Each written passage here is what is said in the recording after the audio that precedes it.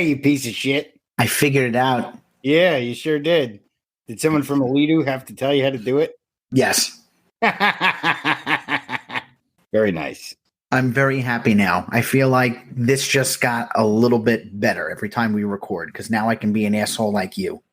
Yes. So, listeners, if you're just tuning in, I finally figured out on our recording platform how I can actually change my name just like Tom does every single week. That's where we got Tommy Balls from, because one day he decided to just change his spelling of the last name to Balls rather than Blass. That is correct. And today, what did I put my name to, Tom? I see fuck Tom Blass piece. I'm guessing that's piece of shit. Yes. Okay.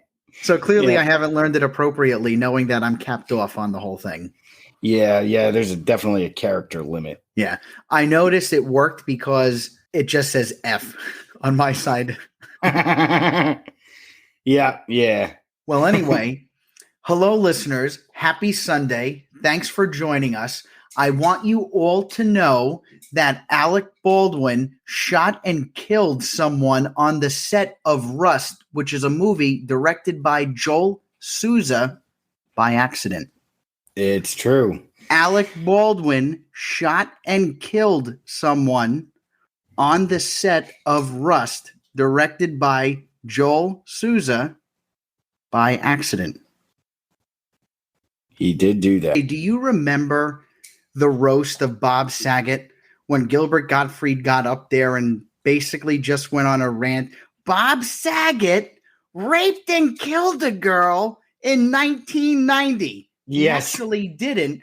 Bob Saget raped and killed a girl in 1990. Yeah. That was one of my favorite Gilbert Gottfried bits of all time because he kept saying, like, I can't believe someone would go out there and say this, but there are people who were going out there saying that Bob Saget raped and killed a girl. And he just kept saying it over and over. Headlines are crazy. Things. Headlines make everything because we're at a point in time where people just read headlines and just assume the article. I am actually guilty of that. I do read headlines and then I just skim through everything else. And I feel like the media is one of those really shitty people who are like, ooh, people only really read headlines. But Alec Baldwin really got a kind of a media forgiveness on this.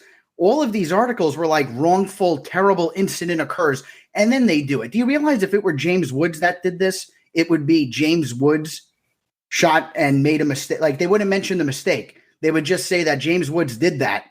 And then in the article later on, they would mention, well, it was by accident. Oh, so you're saying that they would do that because James Woods is a conservative? Yes. Okay. I mean, I could see the merit in such an argument. I think he really got a pass. It seems like he got the media pass. Well, yeah. And the other side of it is I don't think a conservative would do that because conservatives tend to familiarize themselves with guns. Oh, are you saying that conservative people understand what to do when they have a gun in their hand before they fuck around with it and shoot it? No, well, I was making a joke, but in general, I mean, it does tend to be the right-leaning people who have just more exposure to guns and thus have a better concept of gun safety. Do you know what the number one rule is with guns? You don't point it at anything you don't intend to shoot. So actually, that is rule number 2. Rule number 1 is always treat a gun like it's loaded. Oh, yeah. Now, here's my question. I didn't know that movie sets actually did bring in real guns, which in light of it all, Hollywood is a very liberal place. And it is interesting that they don't have a rule, no real guns. And this isn't even the first time it's happened, right? Historically, it's happened before. And it's crazy to think there's not some sort of like stricter protocol in place as far as like, you know, how a gun is treated on set, let alone a loaded one, like it's just a real firearm. Yeah, Alec Baldwin's wrong with his, like, he said 1 in a trillion. This is a 1 in a trillion incident. No, it's not. Brandon Lee got shot and died in the same exact way. So clearly It's not 1 in a trillion. This is something that happens. and it's not out of the norm, even if it was intentional by another cast member of some sort or somebody that is actively on set, like if this was a setup of some sort, let's just put all of that aside for a second. We have to look at the fact that there were real guns already being used in a Western, and they did not practice gun safety. Like Alec Baldwin should honestly look at every gun he touches and check it. Yeah. Even when I was playing with BB guns back in the day, I assumed there were live BBs in it before I fucked around with it. It's just something that triggers in my head like, ooh, I'm touching not even a real gun, but if there's a BB in here and I accidentally shoot someone with it, it could hit their eye. So we need to make sure that it is not loaded. Yeah.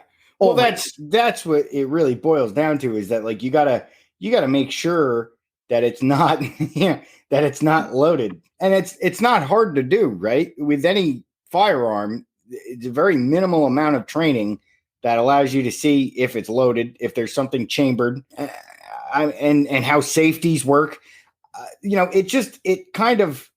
But it is also not just his fault. I mean, like, yes, is he at fault for this? Yes, but there's other people who are at fault too. You have to blame, the production crew. How did they mix up what I'm assuming they mixed up the live firearm with the prop one that was supposed to be used in like the shooting of the scene or something. How do you make a mistake like that? That's why, I mean, there must have been foul play somewhere and they have to figure that all out. But again, Alec Baldwin should have checked something. I mean, there's one thing about it being a prop gun. Any asshole could tell the difference between a prop gun and a regular gun, because I'm assuming a prop gun wouldn't even have the ability to put in a caliber, right? If you like think of bullets, it's called a caliber. That caliber refers to the size of the bullet. Like, yeah, you wouldn't be able to put like a round in a fake gun. Like a fake gun doesn't shoot unless it shoots like blanks or something. But even like I don't think even the prop guns do that. But just how do you make a mistake like that? That's like the one thing you don't want to happen. That seems like it would be the number one thing that you just wouldn't do. I'd also like to know what gun it was. Is it like a revolver of some sort? Because it was a Western. So if it was a Western movie and it was a revolver, wouldn't you just see the bullet in there? Like, it means to tell you he just picked up the thing and shot. Yeah. I mean, I don't know. It would be kind of, I mean, yeah, with like a 6-shooter or something like that, it's really easy to tell if it's loaded. You just pop the I don't know what you call that, the feed mechanism that's got the 6 spots in it. But all in all, it was an accident, but Alec Baldwin did shoot and kill someone wrongfully. Yeah. And honestly, he has an ego. So like, he's an egomaniac. I feel he probably came on set thinking to himself, he just does his part and doesn't have to worry about any safety issues because that's up to other people to do. And I think this all comes down to him thinking that he has some superiority complex over everyone else on set, because I think he's the biggest name in that movie where he's just, I'm here, everything is done for me, and he just throws all safety measures out the window. Well, yeah, I mean, that's the other thing you got to think about too, is he's one of the producers of this movie. One of the rumors I heard about this whole thing was that there's all this there's all these strikes going on in Hollywood right now, just among like production crew and stuff like that. So one of the theories I heard about it is that there's all like scabs working on the movie, like, the people who like cut through the picket line to take up the jobs in the meantime. They like undermine the strike by working these roles that the people who are striking aren't working. So I heard it was a bunch of scabs who were working on the movie. And so it's possible that they just weren't familiar with the protocol of how to make sure something like this doesn't happen. And, that's why, that's why it's important that you have union people who are trained in how to do the stuff the right way on set. So, if you say that the fault ultimately lies at the feet of the producers of the movie, Alec Baldwin is still culpable because he He is one of the producers. That's a good point. Again, I don't think he should be charged with murder at all. No. I feel that is not the direction to go in. But at the end of the day, I feel he is at some fault, even though it's probably a lawyer would say it is not his fault and it's not the obligation of the actor to check the gun. But at the end of the day, I would think that if you're playing around with props that even are guns, I feel like there should be some sort of instinct to check it. I feel if I was ever touching a gun that was real or anything along those lines, like subconsciously I would have this thing like I need to check it. It's just something that I need to do, especially for someone who's such an anti-gun advocate. You'd think in his mind he would be an asshole about it, always just checking. And then on set he's like, oh, gotta check it because these assholes, blah blah blah blah blah. Like it's something that he should do, being so anti-gun. I do think that if James Woods if this were to happen to somebody like James Woods, I think one of the most vocal adversaries of any kind of leniency would be Alec Baldwin. So yeah, I mean, it is kind of I don't want to say fitting because that's kind of shitty, but it's ironic that somebody like him is the one who ends up doing this. And then also he said he had the tweet that was like in response, I think it was in response to like George Floyd or something like that, but he said, I wonder what it's like to accidentally kill someone. It was wrong. He used the word wrongfully. He's like, I wonder what it feels to wrongfully kill someone. And you almost feel bad, like we're wrong for saying it's kind of ironic it happens to him because somebody did pass away. Yes. But what if this is how and I'm sure, listen, there are some real bad cops out there. I'm not going to be the person to say that all cops are good and every shooting is in fact appropriate. But there are some people that are police officers who they are a little trigger happy. And dude, we don't get to follow their whole live tweets all day long on what they go through. It's only because it's Alec Baldwin that this wrongful death, we get to see his emotions. And the fact that he's tweeting and taking pictures of himself like all sad. Like you saw that there's one picture of him where he literally looks like he took a selfie, like all sad. Like, oh, God. Why are we seeing this? We shouldn't see his face where he's taking a picture of himself showing that he's sad. It almost seems like his publicist is like, well, listen, you have to write tweets and you need to take pictures of yourself. I mean, he should have deleted his Twitter. He should have dropped out of the movie, donated whatever money he has to the family, and took a break. And of course, if he makes a tweet, let's see what the federal government does. Like, are you really making this a political thing now? Oh boy. That's all this is. It to me, it's just one of those things where it happened. I actually don't think he cares that much. I think he's sad that it happened to him. And trust me, I don't think he's losing any sleep over it. He called his 11-year-old daughter a rude pig. Who could, even if your 11-year-old daughter is rude, you're really going to call her a pig? Yeah. Those people don't have emotions. Yeah. And then also don't forget his wife said that she was from like Catalonia or something, and she wasn't. I'm looking at that right now. She like faked the Spanish accent. Oh, she said she was from Spain and she had a Spanish accent, and then this whole time she was like totally American. I mean, I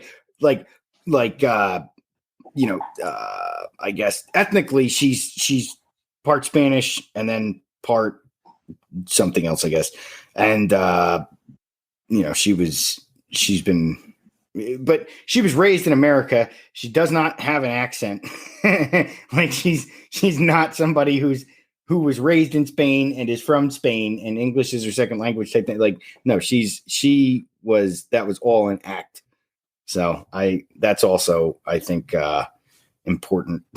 I mean, why would you do that? Doesn't make any sense. Let me ask a stupid question. Do you think if little like kids were playing cops? I mean, I guess I'm trying to think of if we were normal people, like if they were normal people who were, here's my question. And this is what I would love to ask somebody who's an aspiring director, film artist.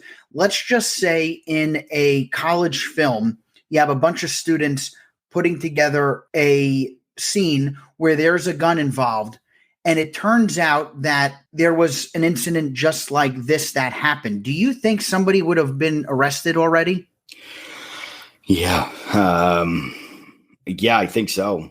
I mean, certainly you'd be very naive to say that Alec Baldwin's prominence as a movie star isn't the reason why he was never arrested. And like this wasn't like a guilty until proven innocent type thing. Because I feel like in any other situation, it would be looked at that way. They would be looking in to see if he had a motive. They'd be looking into I feel like there would be a lot more attention paid to the person who did it. And there would be, especially in the media, there would be a lot more scrutiny of the person than obviously than there is of Alec Baldwin, who I also want to point out, like, during the pandemic, he and his family took a video of them all like sitting around like the dining room table, and they're like, "Oh boy, this is this is boring. This must be like what normal people do or something like that." I'm trying to find that right now because I remember it was on Reddit as like asshole. What is it? I'm actually a piece of shit. That's the Reddit. And and it was just Alec Baldwin just sounding like an elitist dickhead. So, which he is. He is. At the end of the day, he's only getting the pass because he is the one. I mean, first off, you have so many anti-Trumpers, and he is the biggest anti-Trumper there. It's going to be funny if Trump runs for 2024 or something like that, and he comes on stage, "Hey guys, listen, I am not Alec Baldwin. I did not kill someone." Yeah. Mistakenly, wrongfully. Yeah. He needs to go away, retire now. Just go up. But my next thing is, why are there bullets? Why are there live bullets on a set? Well, how did that happen? So I looked into that, and part of the reason that they say that is because I guess prop guns don't have like the same feel as a real gun. So it's not like weighted correctly. So in order to get like the right weight in your hand for to shoot the scene, you need to actually have a live gun sometimes with like real ammunition in it, which to me says two things. The first is that like obviously there was a need in the prop gun industry for a prop gun with realistic weight to it. And the second thing is you're a fucking actor. Like act. You should be able to act out that scene with a fucking Nerf gun in your hand. I agree. Exactly. If it doesn't feel like a real gun, you make it feel like a real gun. Let's give you a fucking banana. Yeah. And the banana's a gun. Exactly. Like what the fuck? Anybody who's even taking like an intro to acting course has had to do something like that. I mean, motherfucker, you're getting paid how much money to be there and to act in this movie? You can't pretend that like, this plastic replica gun doesn't feel right in my hand, and so I can't wave it around menacingly. Like, then you're overpaid as an actor. You get another fucking job. I guarantee Quentin Tarantino could remake Pulp Fiction where people are using their fingers as guns, and it would still work. Mm-hmm. I mean, that's real acting. I mean, that goes to tell you, Alec Baldwin's not really a real actor. Well, you think Alec Baldwin, you think two things. You think Trump and Boss Baby. Great resume. Well, now, to be fair, though, he was funny in 30 Rock. But that was... I forgot he was in 30 Rock. Yeah. He was also in... he played like Dane Cook's dad in Good Luck Chuck or something. Did he? I never saw that. Good Luck Chuck. It was a good one. Was it? Was that the one? Yeah. No, that was Hitch I'm thinking of with Kevin James and Will Smith. Yeah, no, Good Luck Chuck was when every person who Dane Cook slept with, they got married to the next person they slept with. Oh, I thought that was... Oh, what's the one...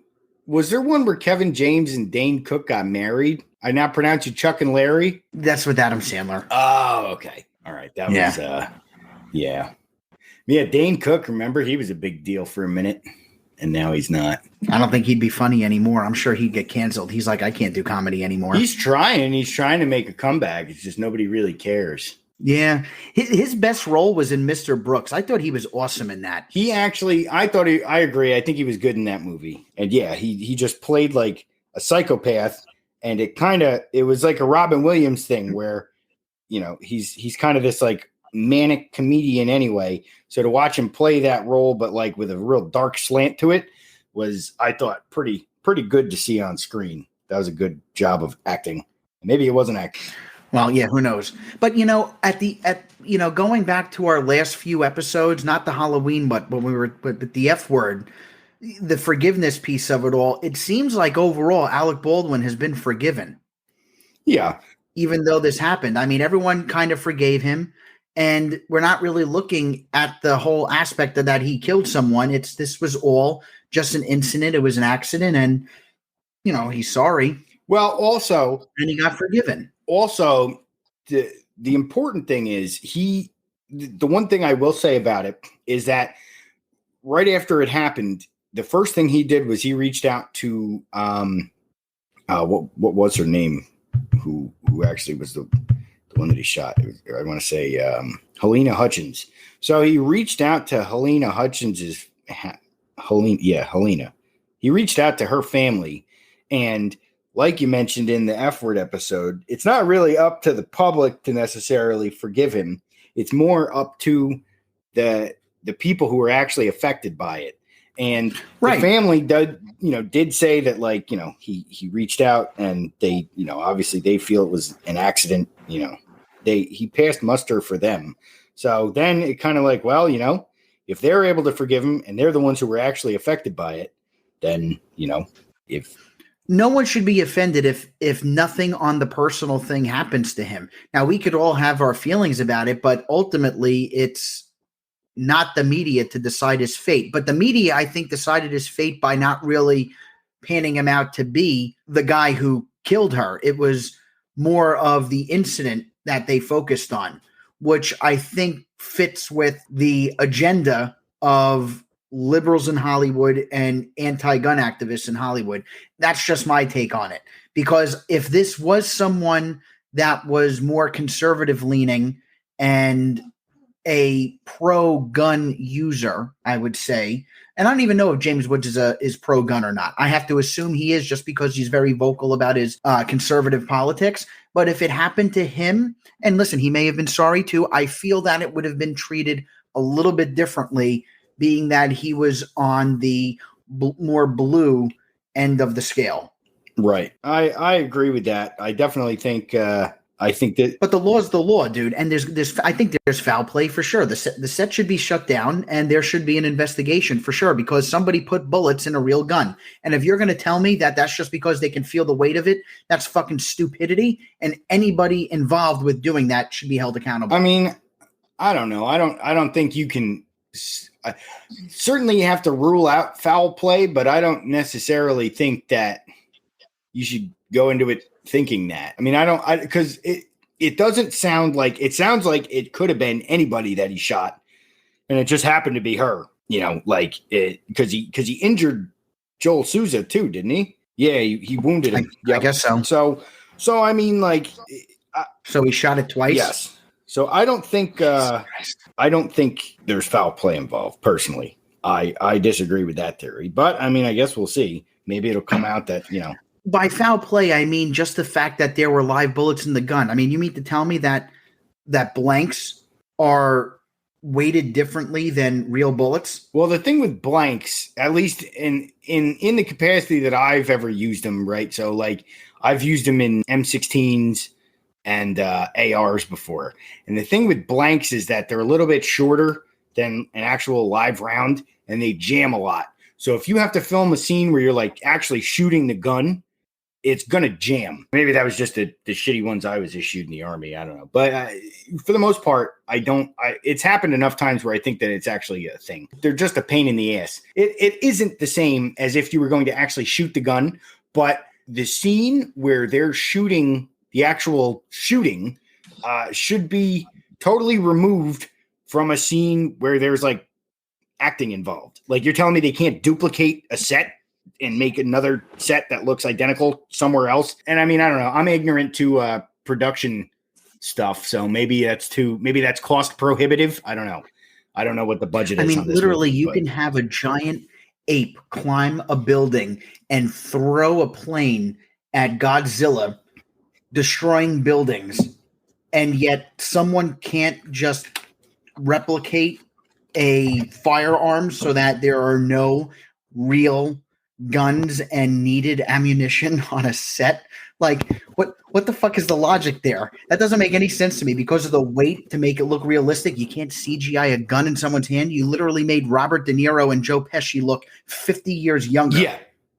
Yeah. It doesn't make sense to me. It really That's doesn't what I'm saying. I don't know what the budget is like to this movie. I mean, all those things are possible, yes, but maybe the budget for this movie isn't that big. I mean, I can't assume that it's tiny because Alec Baldwin's involved with it, and he's a pretty big deal. The voice of Boss Baby, that guy. Yeah. I don't think he's the type of person who would, at this point in his career, get involved in like an indie film. That's what I'm saying. If you have to actually film real rounds being fired from a live weapon, you should be able to do that on a different set that is fully removed from the one in which the acting takes place. Let me ask you, when you were in the Army and you had to do something with a gun before, let's just say you had to go shooting, before you got to the spot where you were to be practice shooting, and if you took a gun from the barracks, what's the first thing you did when you got that gun? Did you check to see if it was loaded, or do you just take it and put it on? Oh, yeah, no, you always have to check to make sure it's not loaded. Like whenever you get something from an armory, and everything from the armory is checked on the way in, and then it's checked on the way out. And you always have to make sure it's not loaded. And then anytime you enter a building, there's a clearing barrel outside where, like, there's people walking around with weapons. And you have to make sure, I mean, it better be empty when you put it in the clearing barrel. But if it's not, there's a barrel there that you shoot into, and it's got sand and stuff in it. So that it would still be a negligent discharge if there were a round in it and you fired it into the clearing barrel, but it's there just in case, so that it's only, you only get in trouble for having not checked it prior, and you don't accidentally kill somebody.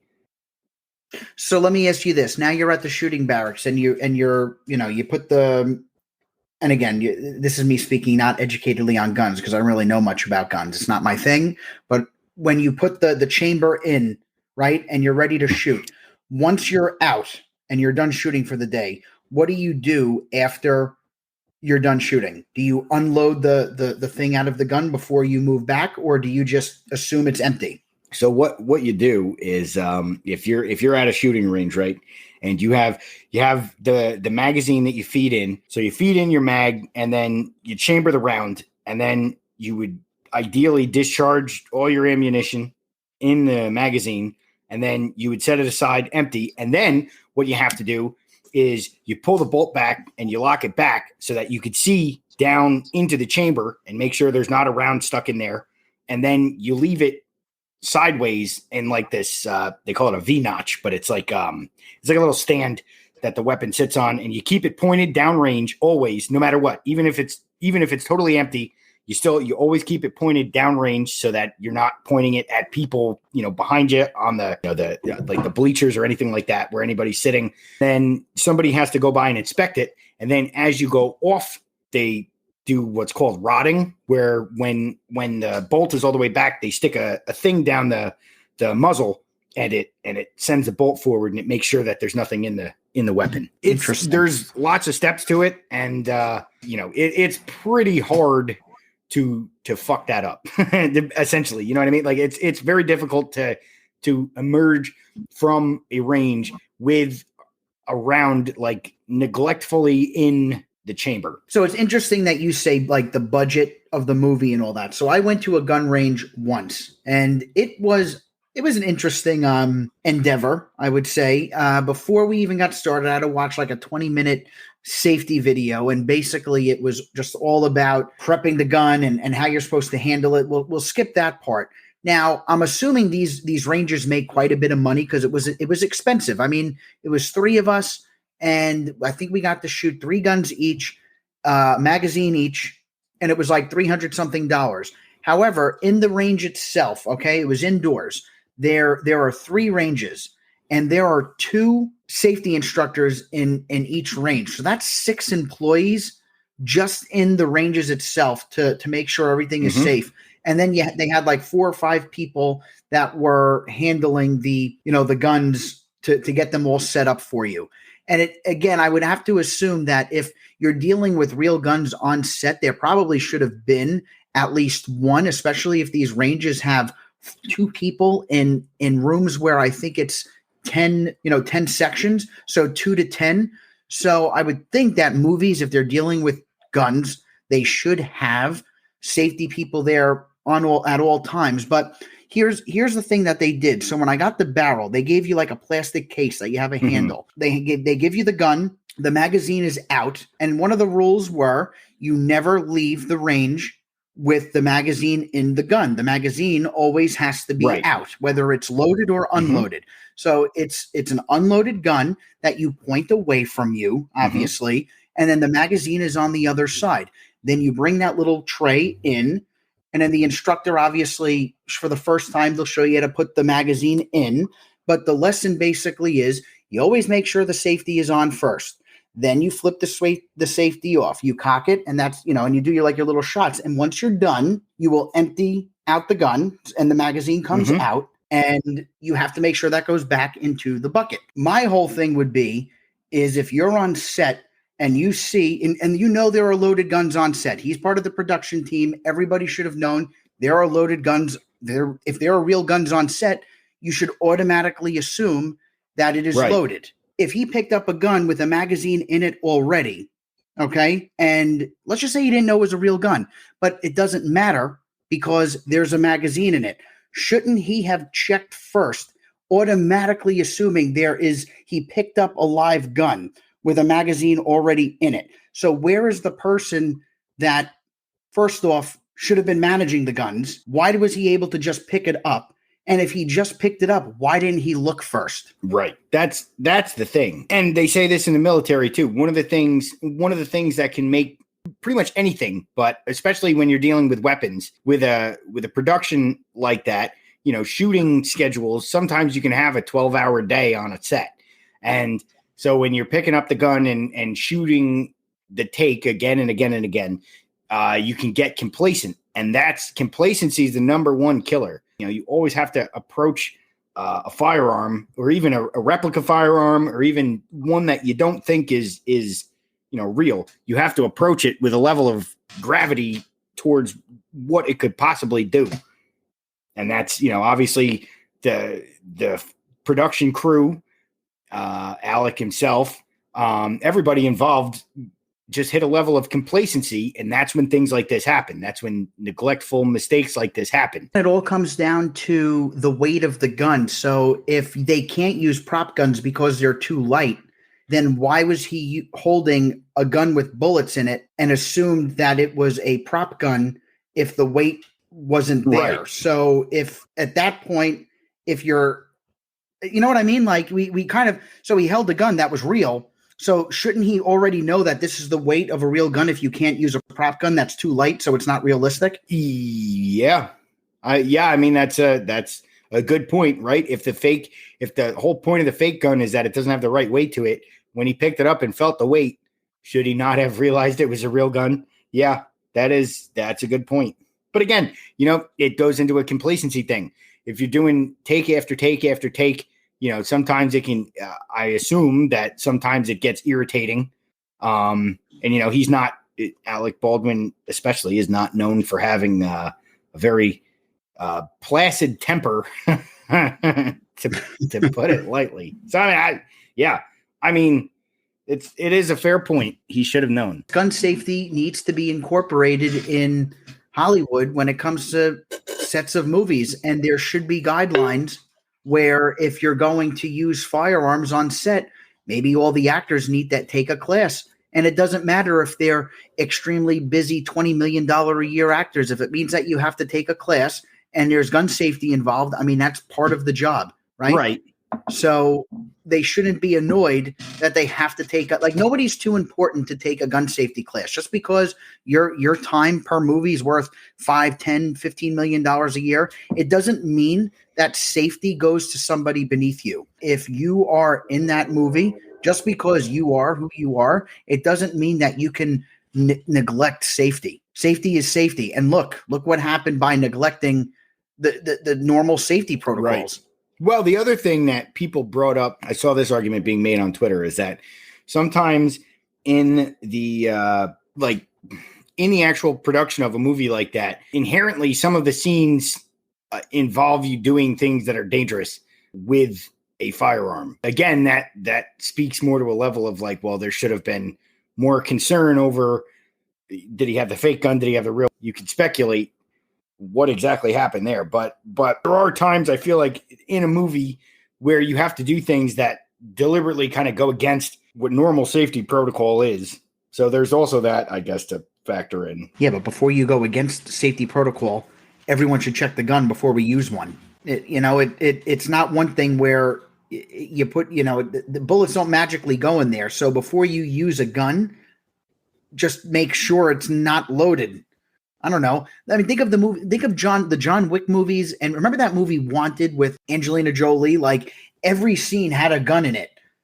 What did they follow that was different than this? I mean, I think Keanu Reeves is a pretty smart guy. I bet he checks the gun every single time he picks one up. Yeah.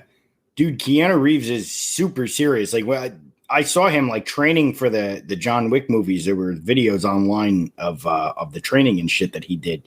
And yeah, he is somebody who is probably like meticulously careful with a firearm. I feel like he just strikes me as like that kind of guy. So yeah, I'm sure he probably approaches it with a level of respect that can measure it to a deadly weapon. They're working 12 hours a day. And I get it. You're tired. You're annoyed that you have to shoot the same scene many times. Then there is wrongful death involved there. And honestly, the production company is at fault for having people work those long hours to a point where they're not even aware of their surroundings. Well, that's part of what the strike was about. That's part of what all the strikes going on. And I mean, it's not even just they're currently going on. A lot of the production staff and stuff in Hollywood are on strike because of those kind of working conditions. So typically whenever there is a strike and a company hires people who are scabs to come in and work in the absence of trained workers, there's usually accidents, right? John Deere did this not too long ago. And there's strikes going on in a bunch of companies across the country, but John Deere is a perfect example. They recently had a strike at I want to say it was in Texas or Arkansas. It was one of the southern states. They have a plant there where they manufacture John Deere equipment, tractors and bulldozers and what have you. And I think it was within the first 4 hours of a shift where the scabs came in, somebody crashed like a $40,000 forklift and destroyed it. I mean, like this is what happens, wow. That you can there's only so much training you can do when you're just like thrust into a position because the people who are actually trained to do it don't want to do it under the conditions that you make them do it. Yeah, but I think if your job were to take live bullets out of guns, I think you'd take that job as seriously as possible, even if you weren't getting paid as much as the other guy that was supposed to take the real bullets out of a gun, just so somebody doesn't get killed. I feel like that's like air traffic control, because if somebody's negligent as an air traffic control person and somebody ends up dying in the sky, pretty sure they're probably held accountable for it. So it's one of those things where somebody does need to kind of get in trouble for this. If nobody gets in trouble for it, it is kind of like, how is that? How does nobody get in trouble for this? I know the family forgave Alec Baldwin. That's fine. But somebody should actually be held accountable because there was negligence involved and a gun shot and killed somebody. But it is Hollywood. So now, in my opinion, if nothing happens and we kind of just move on from this is a great example of the lifestyles of the rich and the famous.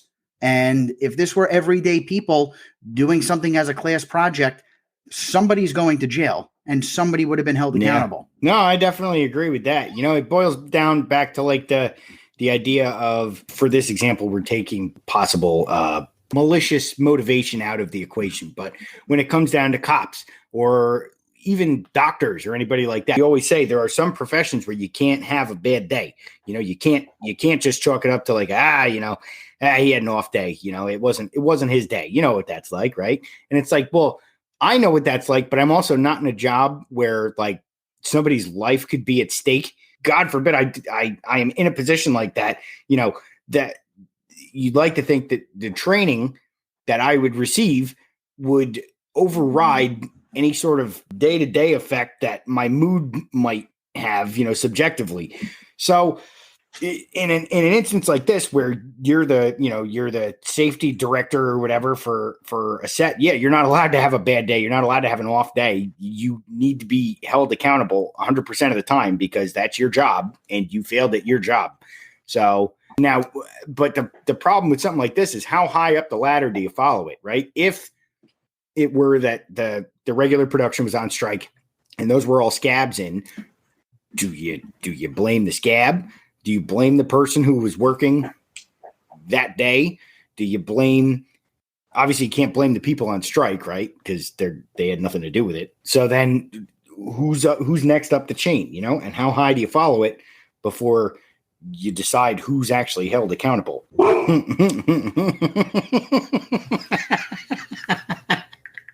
Hi, Doidle. Woof. Ooh, let's see if I can. I don't think I'll be able to get Doidle to bark. This is going through headphones, but maybe. Doidle. Woof. Woof. Doidle.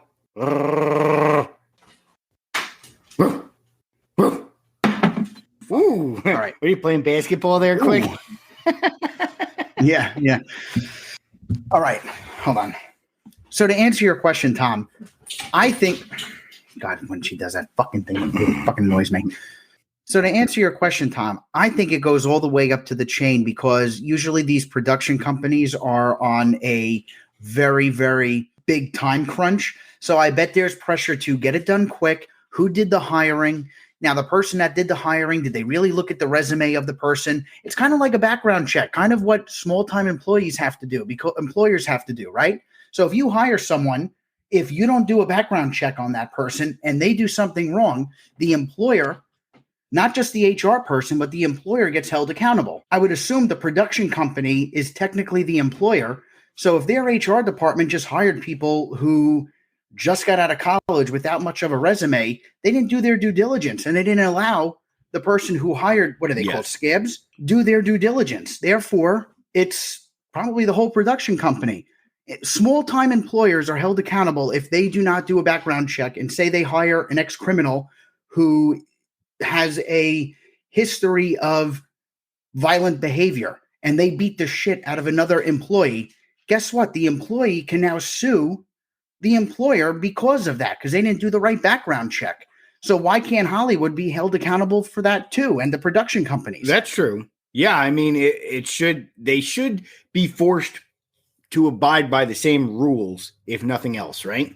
So I agree with that. I think if that's the procedure going forward for like a small business, or I mean even a corporation, I feel like would ultimately be liable at some point, then yeah, it would be, I guess you would at the very least think that you'd be entitled to some type of monetary compensation from the production agency, right? Not just monetary, but in this case, somebody died. So whether it be monetary or they get blacklisted, I mean, Harvey Weinstein blacklisted people for not sleeping with him. So why can't Hollywood blacklist production companies who don't follow safety protocols for their films? That's fair. That is a fair point. I'm probably only going to follow what's available to me, but I think at the end of this whole thing is kind of going to slowly go away, because I think it does open up something in Hollywood. It's just going to be a gun safety thing. They're just going to push this as we're going to do more gun safety, and they need to stop with the guns. I mean, that's why Alec Baldwin's post when he made a comment about let the federal government figure it out. Now what? He's going to turn this into some sort of legislation thing with gun control? No, fuck you. It does not work like that. I think if this turns into that, he's a real prick. I mean, he's already a prick, but he'll be a real at that prick. point. Then at that point, if it were to get to something like that, I would hope that somebody like him would not be so self-righteous that he would try and push that angle on it.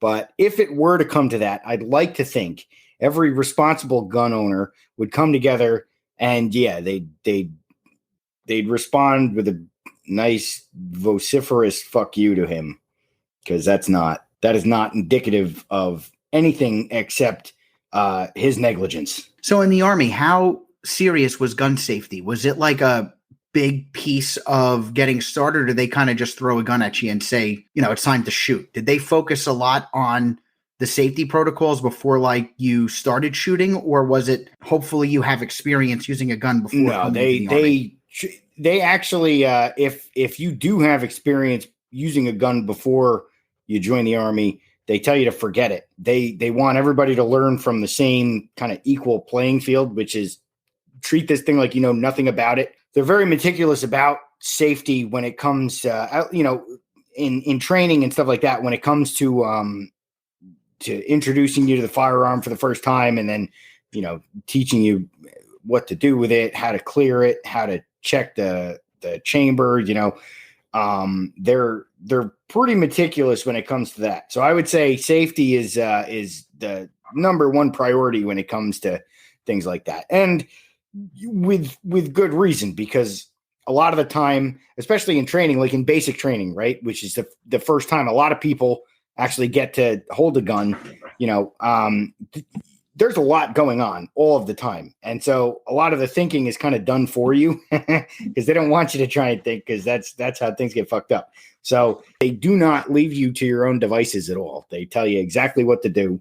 And it's very regimented, and it's meant to be a thing where it's like you do it so many times that it's like second nature. Did you get handgun training, or was it mostly like the larger weapons? No, I didn't. Depending on your job in the Army, you have to qualify with different things. So like if you're an officer, for example, you have to qualify with a handgun, and that's basically once a year you have to basically demonstrate your proficiency with a weapon. So me, because I was just Signal Corps, I wasn't, my job didn't entail my having a sidearm or anything like that. I just had to qualify on the M16, which was, easy enough. But there was one time where a couple guys I knew were running a range, a handgun range. I've never fired a handgun before, so I was like, okay, like, yeah, I want to go up and fire a handgun.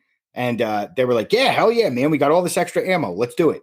So I said, okay. So I got in line, and I'm thinking like, hell yeah, like this is gonna be the first time I fire a handgun. Like I have never done this before. And then I was literally next in line, and they ran out of ammo. I was like, God, Dad. Oh, I was like, nice. you said you had all this extra ammo. What happened? They're like, I don't know. I guess we burned through it. Now, are safety measures though for like a handgun and an M16 somewhat similar? I mean, is it like the same? Did you follow the same thing? Like, is it obvious how to check for a loaded handgun compared to an M16, or is there a big difference? Essentially the same. I mean, I don't, like I said, I've never fired one, so I don't know what the exact procedure is on like, a lane or anything like that when you're actually shooting it. But I know it's the same thing in principle, right? You always keep it pointed downrange. Nobody is to be present downrange while everyone's walking on, and only after everybody's made sure that their weapons are clear. Does anybody go downrange to get like, the target or anything like that to see how you did shooting? So yeah, most of the time I feel like it's essentially the same thing. Everybody keeps the gun pointed in a certain direction away from everybody, and then you fire. Everybody gets checked to make sure that there's no ammunition still in the firearm or anything like that. And then, everybody's inspected to make sure they're clear when they walk off the range, just in case it was missed after they were done firing and it was inspected. And, there's usually a couple steps involved. So I feel like it's probably the same thing. Now, Interesting. Here's what I want to know. With the range that you went to, right? Because you went to like a private shooting range where, you pay to get in and you shoot or whatever. The guys who were running it, right? Because in my experience, it's always been Army cadre, and they're authorized to like hit you or like do things like that. That if you're jeopardizing people's safety, their primary goal is to make you not able to do that again. So they can tackle you, they can like knock your shit out. So in a range like that, were those guys like very hands on? Like they weren't afraid to like grab the gun out of your hand if you like pointed it at somebody or something like that? I mean, obviously none of us pointed the gun at anyone, but they were very hands-on, and they enjoyed showing you how to correctly do everything. And if you ask questions, they took they didn't talk to you like you were stupid. If you asked the dumb, like they literally spoke to you that there is no dumb question, and they really took on a hands-on approach. Now, surprisingly, there were like 5 younger I wouldn't say teenagers, but a younger crowd there, and they really didn't want to hear their safety protocol. And he basically screamed at them and said that if you're not going to listen, you can get the fuck out. Like, it was he was ready to throw down if he needed to. Now, he was armed, he had the gun in the side pocket just in case somebody went crazy, I'm assuming. But he basically was very attentive to everything going on there. And there were 2 there. And they were very attentive to everything. They really monitored their surroundings. And if they saw someone struggle, they were there immediately to intervene and make sure that everything is handled appropriately. I will say in the Army, the only times where, I mean, obviously there's always kind of the underlying threat of violence if you're going to fuck something up, because, you could get hit if you're like pointing the gun at somebody or something like that. But in general, I always found that some of the places where they weren't super like ready to tear your shit up if you did have questions or stuff like that was always like the firing ranges, especially the first one.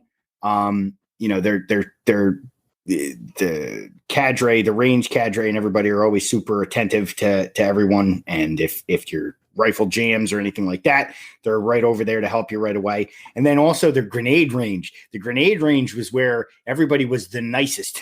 And I think that obviously the logic behind that is like, okay, like you're already nervous that you're going to be handling a live grenade. Like nobody's done that before.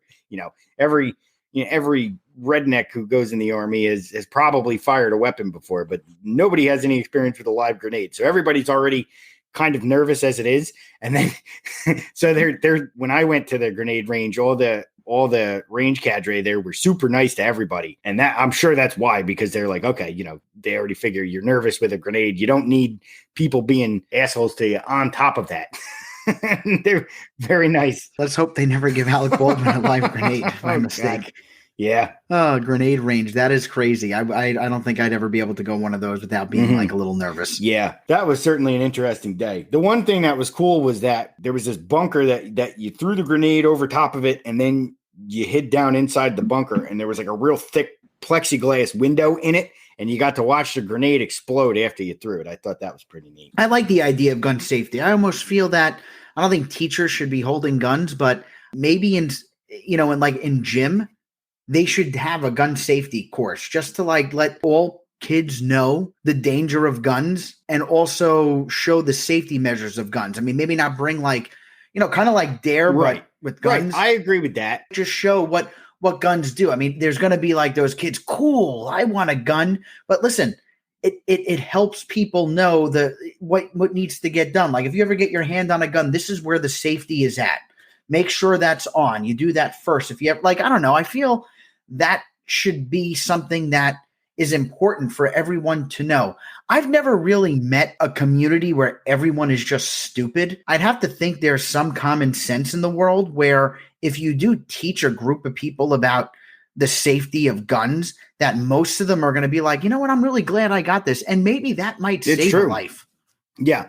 I do think gun safety should absolutely be prioritized, especially in a country like ours where owning a firearm is constitutionally so important to us as a society. And I mean, maybe obviously not to everybody, but being that it's a large part of the sort of American identity is, the right to bear arms, then yeah, I think gun safety absolutely, ought to be a priority in terms of you should have to take a gun safety course before you can own one. And I know like with pistols and everything, it's different in a lot of states. Like here in New York, for example, to own a pistol, you have to get a permit and everything else. And if you want a concealed carry, then you really got to go through a bunch of shit. But yeah, you could still just kind of buy a rifle, I think. I don't think there's anything specific you need to do. Yeah, I think you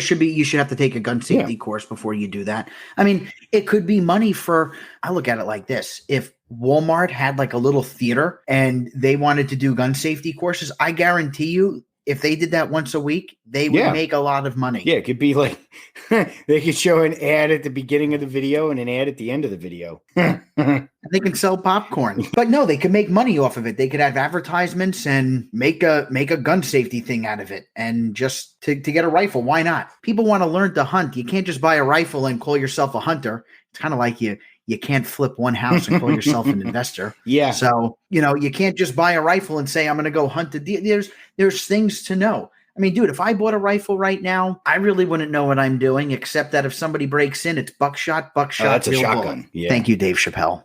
Buckshot, regular bullet. So with a shotgun, there's birdshot and there's buckshot. So he said the birdshot first, right? I thought it was buckshot, and then like live bullet. Buckshot is a live bullet. Buckshot. The difference between buckshot and birdshot is, birdshot is like lighter duty. So if you shoot a person, I mean, you could obviously like potentially kill anybody with either, right? But with birdshot, a person would need to be a lot closer. Birdshot. See, thank goodness we talked about it. And the safety, because if I did buckshot, then birdshot, I get in trouble. You blow a hole through your front door trying to get a robber. Officer, it's okay. I went buckshot, birdshot. You get it wrong. No. Did you not watch Dave Chappelle? He said birdshot. But yeah, birdshot. Can't you tell by the 3 holes in the guy's chest? You had him at buckshot. You didn't even need the second one. Yeah. Oh, God. Yeah. The buckshot's the heavy duty stuff. Birdshot, buckshot. Okay. Listeners, it's birdshot, buckshot. My bad. Yeah. Well, but yeah, I mean, safety course that one should have to take if one is to buy a shotgun would ideally cover all that. And what else? If you get a rifle, for example, a lot of people think like, oh, I'm going to buy a rifle and then now I'm a sniper. And it's like, well, no, anytime. Like a shotgun's a little different because a shotgun is not going to be accurate from any kind of distance anyway. But like a rifle, for example, even if you buy like a 22, you have to zero it, and you can't zero it unless you shoot it a bunch of times. So like one of the things they do in the Army before you ever go to a range to qualify, especially if you're getting issued a weapon that you don't use all the time. Because I was in the reserves, right? So, once every few months we'd go to West Point and they'd issue us a weapon, and, you haven't used it in a while, or maybe you'll get issued a totally different weapon than the one you used last time. And so what you have to do first is you have to zero on it. And in order to do that, it's basically just how you hold the gun and where you line up. Like it all has to be determined by you. So if you're using like the iron sights, for example, and especially if you're using a scope, it's the same thing. You have to shoot the gun a bunch of times to figure out. It's not just a practice thing.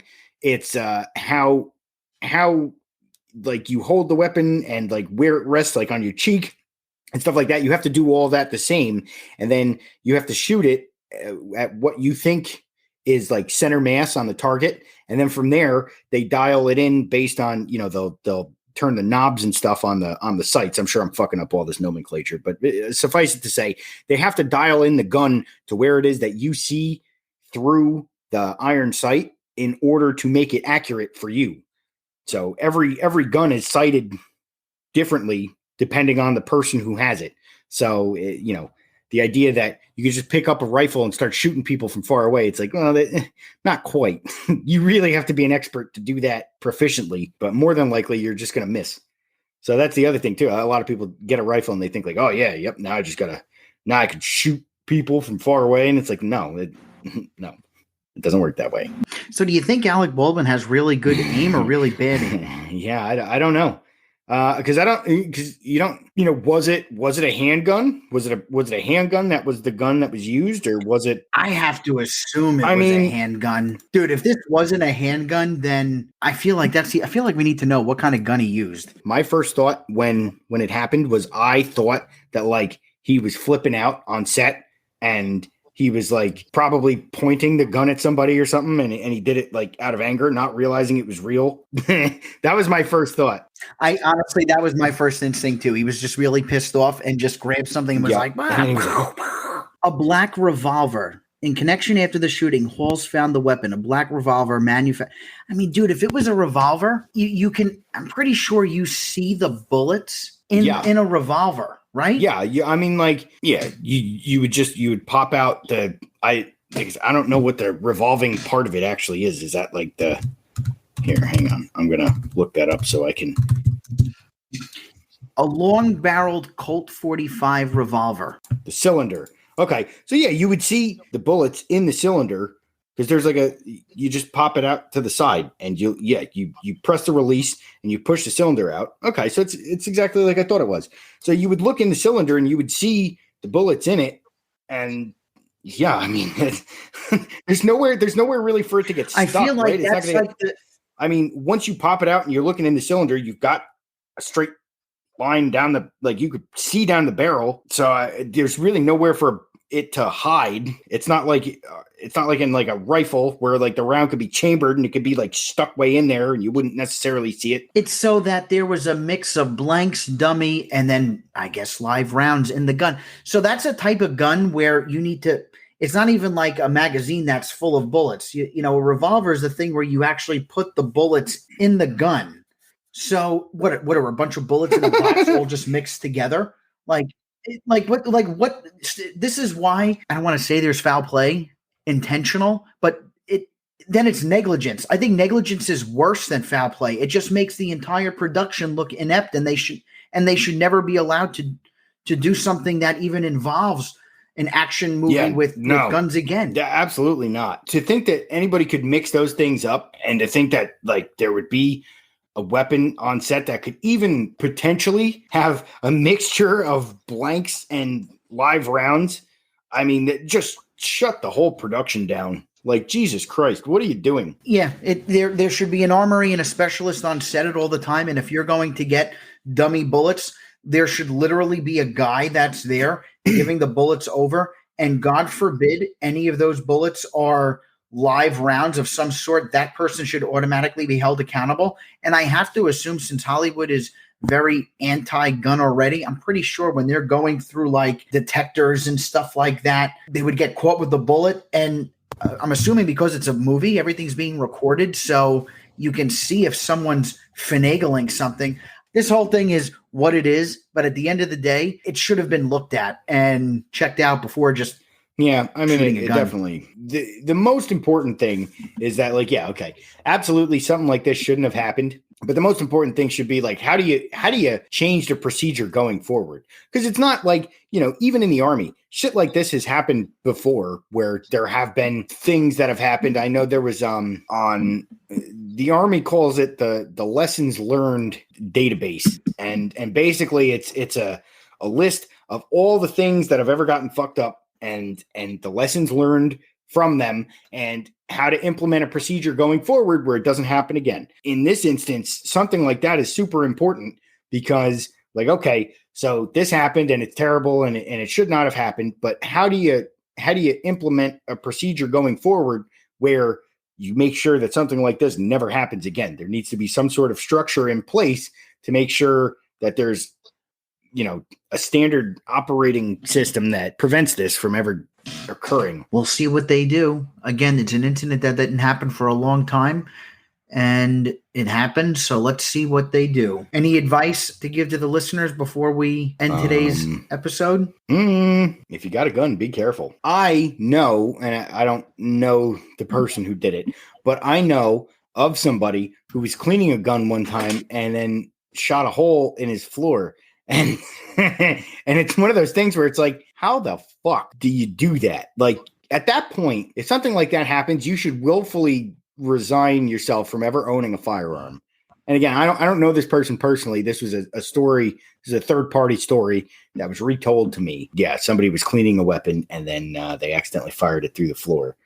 And it's like, you fucking idiot. Like, and thank God it was a shotgun, and thank God it was just birdshot, so it didn't destroy anything structurally except for obviously putting a hole through the floor. It didn't kill anybody downstairs. I mean, it could have gone a lot worse, but if something like that happens, you really need to reevaluate whether or not you are the type of person who owns a firearm, right? Just because you can doesn't mean you should. You should know if you are a responsible enough person, just in general, to own something like that. And there's no shame in admitting, like, you know what? I should not have a gun.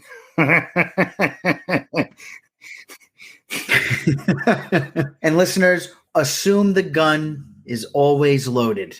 That is the number one golden rule for safe gun handling. Treat every firearm as if it is a loaded weapon. Have a great Sunday, and we will catch you next week.